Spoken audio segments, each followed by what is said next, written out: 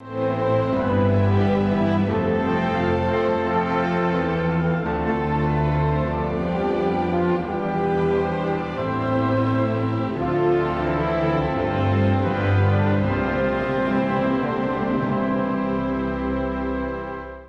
본문의 한 여인이 기구한 운명을 가지고 이 세상을 살아가고 있는 모습을 보이고 있습니다. 그 여인은 그 당시에 하혈증이라는 몹술병을 얻어서 인생의 큰 봉변을 당하고 있는 슬픈 사연을 가진 여인이었습니다. 이런 질병은 당시의 불치병이었고 또한 이런 병은 부정한 병으로 불결하게 여겼던 병이었습니다. 어떤 이유인지 성경은 밝히고 있지 않지만 이런 질병을 가지고 있다는 자체가 여성의 성을 상실한 상태의 모습이 아니겠습니까? 이런 몹쓸 질병을 안고 이 여인은 12년 동안이나 고통하며 살아왔다고 말합니다. 너무나도 현실은 가혹하지 않습니까? 누가복음 8장 43절에 보면 아무에게 고통을 받고 아무 의사들에게도 그 재산을 다 허비하였다라고 말했습니다. 마가복음 5장 26절에도 많은 의사에게 많은 괴로움을 받았다고 말하고 가지고 있는 모든 재산을 허비했고 이제 그 도리어 병이 더 중하여졌던 때라고 말합니다. 여인이 자신이 가지고 있는 모든 재산을 가지고 수많은 의원과 의사를 찾아갔습니다.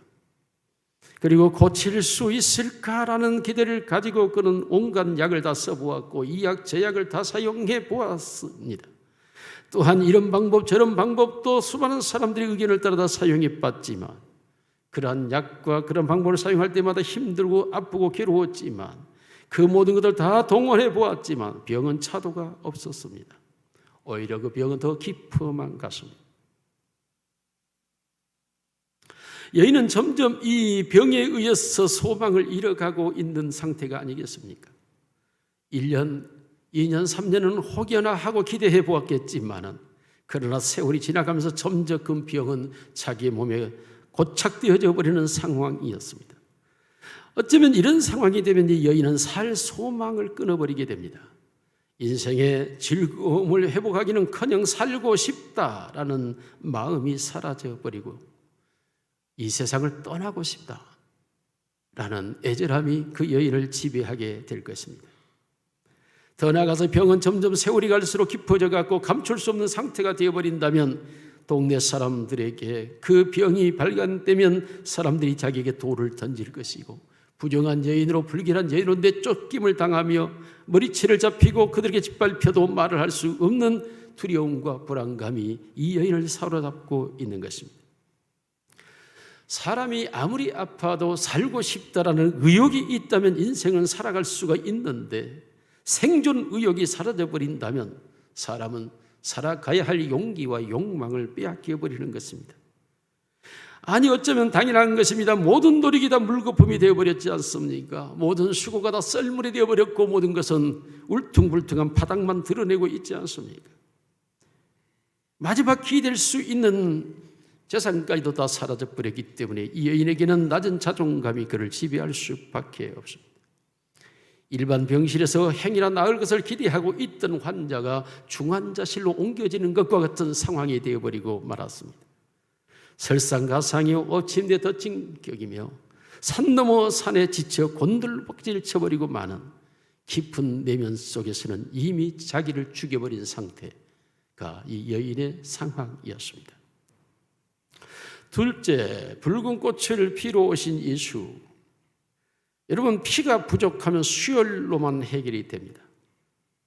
오직 참된 피만이 피의 부족을 채울 수 있고 피로 죽어가는 생명을 살려낼 수가 있습니다. 놀랍게도 이 땅에 피를 흘리러 오신 분이 나타났습니다.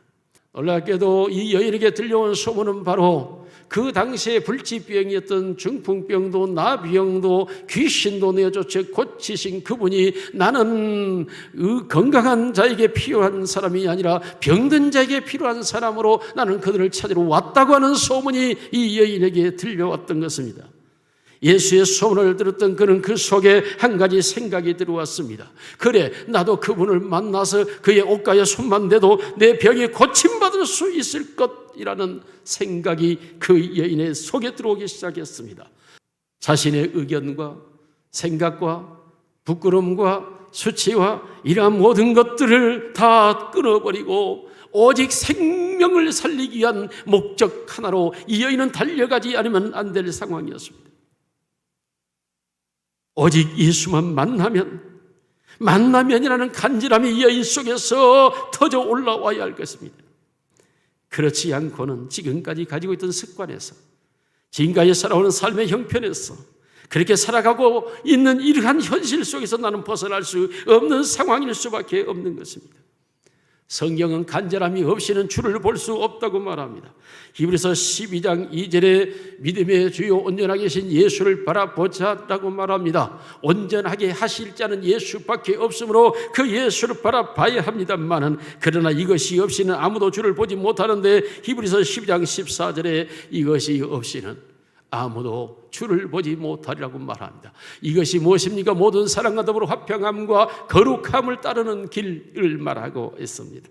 왜 사람들이 모든 사랑과 화평하지 못할까? 이 여인처럼 자기 속에 숨겨진 것, 감춰져 있는 것, 아픈 것, 부끄러운 것들을 꽁꽁 숨기고 있기 때문에 사람과 평화할 수가 없는 것입니다.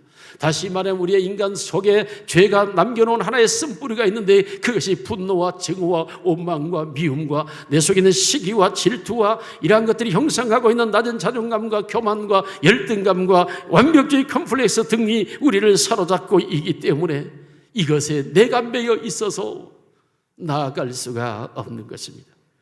그러나 이것을 벗어 던져버릴 때만 주를 만날 수 있고 주를 볼 수 있는 것입니다. 이 여인은 이 모든 것에서 지금 뛰어 올라야 할 시점이 된 것입니다. 절망의 늪을 벗어나려면, 사망의 질곡에서 생명의 평화의 밭으로 나아가기를 원한다면, 그러니 모든 것들을 내어 던져버려야 하는 것입니다. 자기 속에 자기를 붙잡고 있는 이 모든 부끄러움과 수치와 그리고 증오와 원망과 불평 같은 이 모든 것들을 다 내어 던져버리지 않고는 주를 만나러 갈 수가 없는 것입니다. 지쳐있고 무력하고 힘이 없고 용기 없고, 그렇지만 그 속에 간절함이 일어난다면 인간의 힘은 또 달라질 수 있습니다. 우리 속에 하나의 간절함이라고 하는 것은 또 다른 에너지요, 또 다른 운동력이요, 또 다른 힘이 되기 때문인 것입니다. 물이 순하고 얌전한 것 같아도 그 물에 열을 가하여 100도가 되어 끓어오르기 시작하면 그 무거운 솥뚜껑조차도 들썩거리며 엎어버리는 것입니다.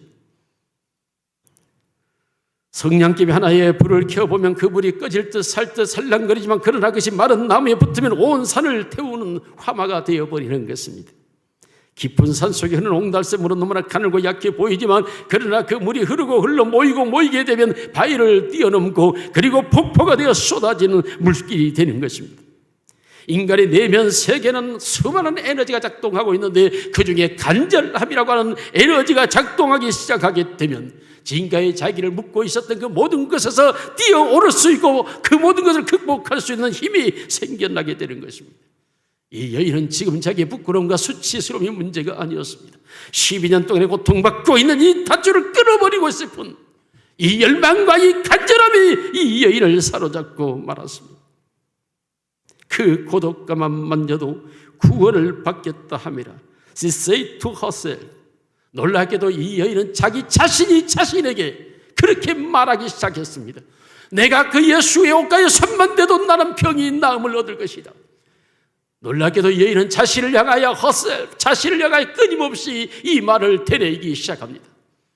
그리고 그 말은 그의 간절함과 욕망으로 바뀌어지기 시작합니다. 생각이 자신을 만들기 시작합니다. 그래, 예수님만이 나를 고칠 수 있어.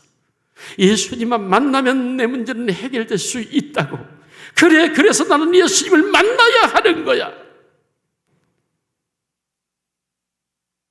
좋은 생각은 희망을 만들고, 그 희망은 생명의 길로 안내하게 되고, 마침내 생명이를 걷는 그에게는 생명의 열매를 맺게 되는 것입니다. 오직 인류의 희망은 예수, 하나님의 아들 예수밖에 없습니다. 그러므로 이 여인은 그래 예수님만이 나를 고칠 수 있어. 그가 바로 모든 사람을 고치러 오신 의원이야. 그를 찾아야 나가야 해. 지금까지 자신이 가지고 있었던 모든 방법과 수단과 생각과 그리고 수많은 의사와 의원과 사람들이 말해줬던 그 모든 것들을 다 버리고 그것이 도덕과 윤리와 사상과 경험과 모든 것이었다 다 내어버리고 예수만이 내 인생을 수리할 수 있는, 예수님만이 내 인생을 변화 바꿀 수 있다라고 하는 이 한 가지 마음의 간절함이 이 여인을 향하여 예수님에게로 달려가게 했습니다. 세 번째로 붉은 피로 죽을 자를 살리시는 예수. 이 여인이 마침내 사람들을 뚫고 들어갈 수 없지만 그러나 해짓고 피짓고 어떻게 들어가서 예수님의 뒤에서 예수님의 옷가에 손을 대었습니다. 이 여인의 마음속에 예수님의 옷가에 손만 대어도 자기가 이 문제가 해결될 수 있다라고 하는 자신을 향한 외침이 이 여인으로 하여금 그 예수님의 옷가에 손을 대게 만들었습니다. 그 순간 예수님께서 이렇게 말합니다. 누가 내 옷에 손을 대었느냐? 마가복음 5장 30절에도 누가복음 8장 45절에도 누가 내 옷에 손을 대었느냐? 예수님께서 자신에게서 능력이 나간 줄을 아시고 누가 손을 대었느냐?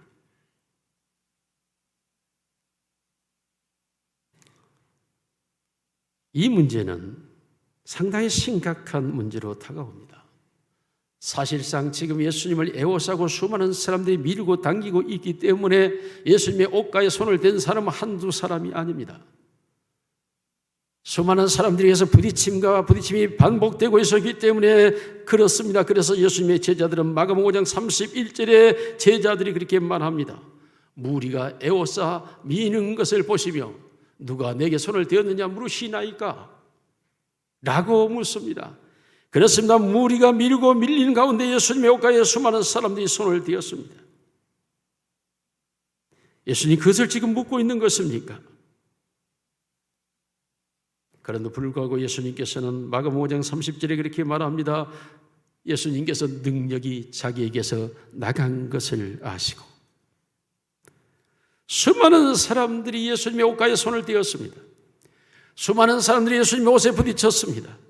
그러나 예수님의 능력은 나가지 않았습니다.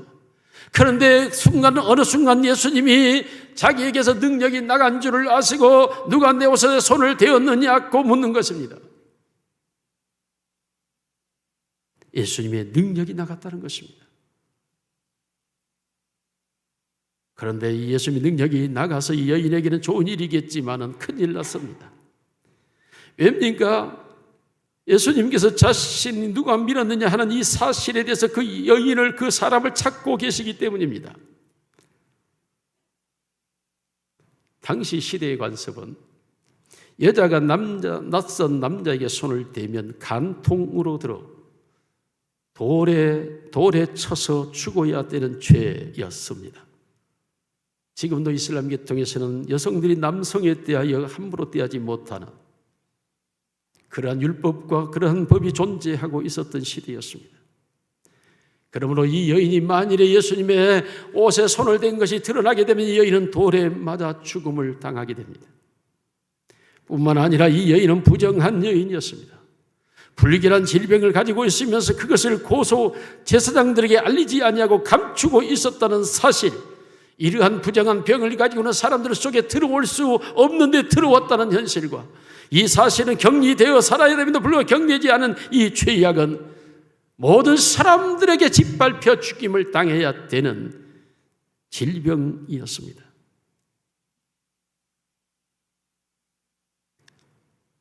이 여인이 마가복음 5장 29절에 보면 혈두라는 병이 나은 줄을 몸에 깨달았다고 말합니다.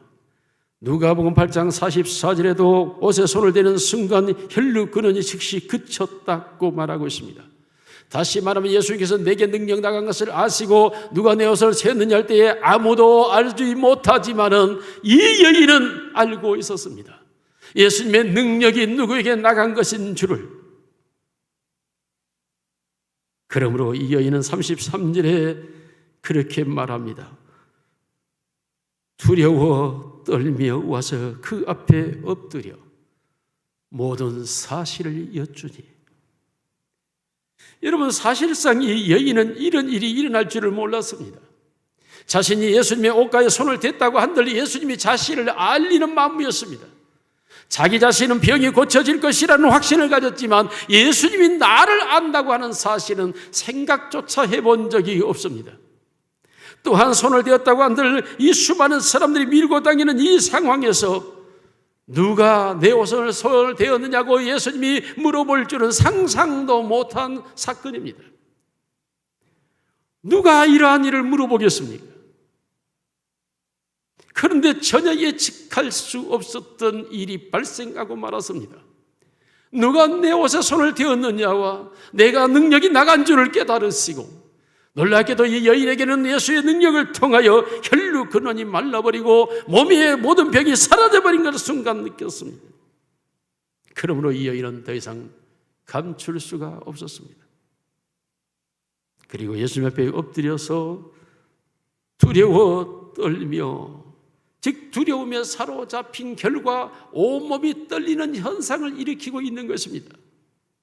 왜요? 이 사실이 드러나면 사실을 여쭈게 되는 순간은 불결한 여인이요, 부정한 질병을 앓고 있는 자요, 예수님의 옷가에 손만 대어도 내가 날 것 같아서 낯선 남자의 옷에 손을 대었기 때문에 이 여인은 그 시대적 질병의 법에 의해서나 도덕과 윤리적 사회법에 의해서나 도무지 용서될 수 없는 죄를 범하였고, 그 여인은 그 현장에서 돌에 맞아 처형을 당해야 할 상황이 되고 말았습니다.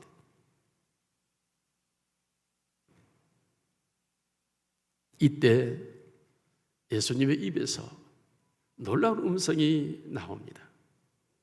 이 단어는 마태, 마가, 누가 세 곳에서 동일하게 기록하고 있습니다.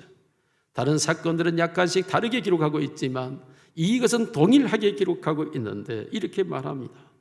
딸아, 내 믿음이 너를 구원하였으니 평안히 가라. 내 병에서 놓여 건강할지어다.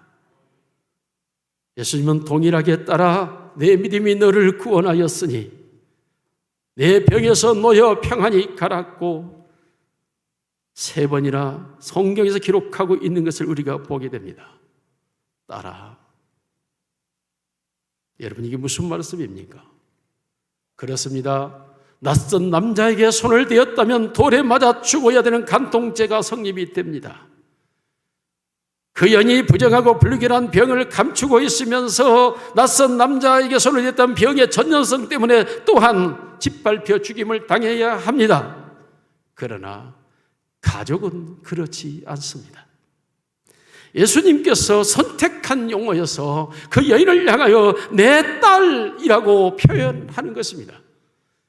그 여인이 그 모든 사실을 예수님께 고하는 그 순간, 그는 돌에 맞아야 될 순간이었지만 예수님은 아니라고 말하는 것입니다. 딸아, 너는 내 가족이지 않느냐? 괜찮다. 너는 내 가족이다. 자격을 없지만 자격을 부여하시는 예수님, 문제가 있지만 문제를 없애버리시는 예수님,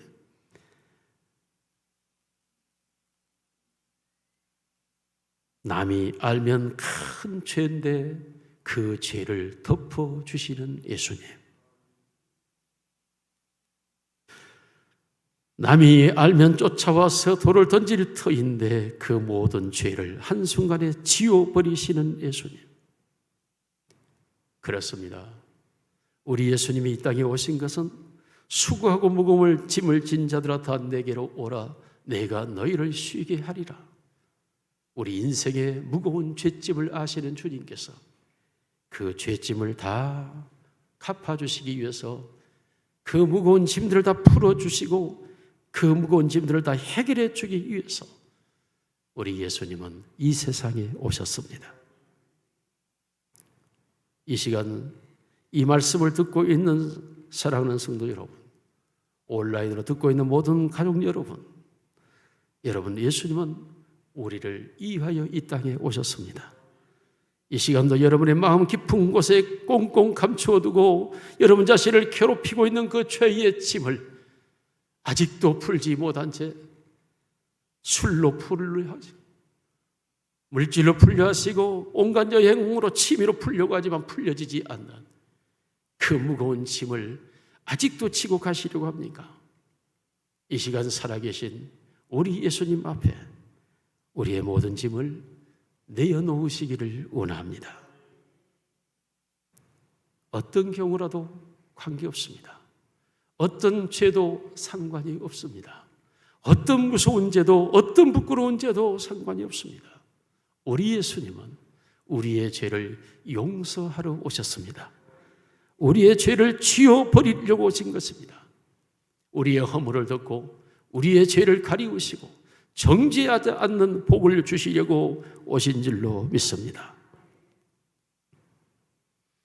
그 일을 위하여 죄의 값인 사망을 당하시기 위하여 그는 나무에 달리시고 저주를 받으시사 우리가 흘려야 될 피를 대신 흘리심으로 말미암아 우리에게 생명의 꽃을 피워주신 것입니다. 그러므로 우리 모두가 생명의 붉은 꽃을 피우신 예수에게로 나아가기만 하면 우리의 하혈의 문제가 아니요 죽은 나무가 아니라 우리에게 생명의 역사가 일어나는 줄로 믿습니다. 결론입니다. 오늘 본 사건은 한 여인을 지칭하고 있는 것이지만 사실은 모든 사람을 가리키고 있는 비유의 이야기입니다.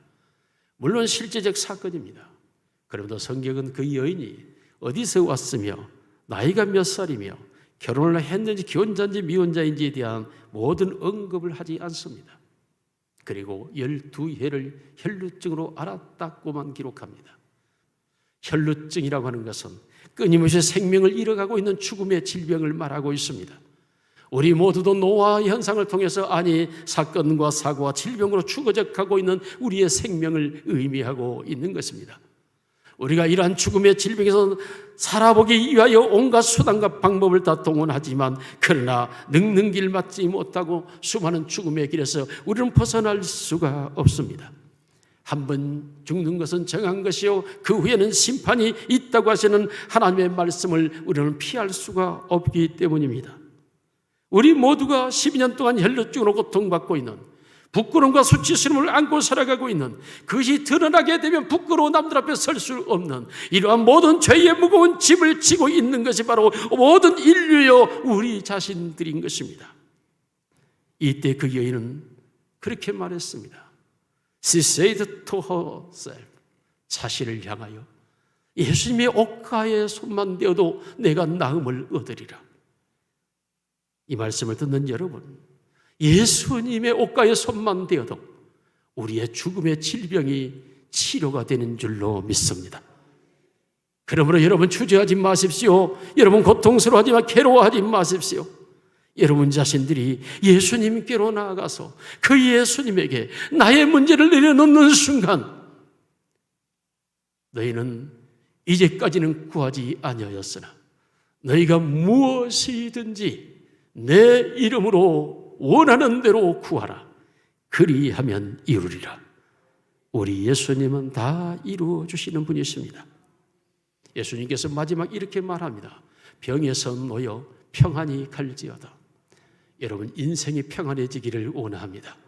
여러분의 죽음의 질병이 예수님께로부터 치료받고 여러분의 남은 인생이 정말 평안하고 행복하고 감사하고 감격스럽고 만족한 참된 자유와 평화가 있는 삶이 되기를 주님의 이름으로 축원합니다.